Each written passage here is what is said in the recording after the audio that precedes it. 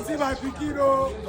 I don't collect my pikin back, oh. So guys, Davido's voice was screaming joy. You could even feel that from the way he speak. And I'm sure, you know, he's an emotional guy. He must have even cried.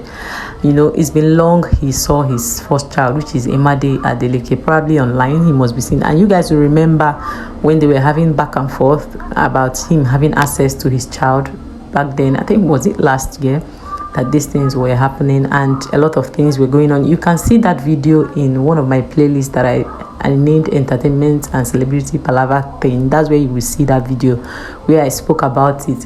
So he also was hosted by Cubana chief priest. You know, now they had dinner in his house. You can spot Davido and his cousin and then the rest of his crew. It was amazing to watch or hear his voice about having access to his child. I mean, so that girl too will also, you know, get the benefits from her dad too.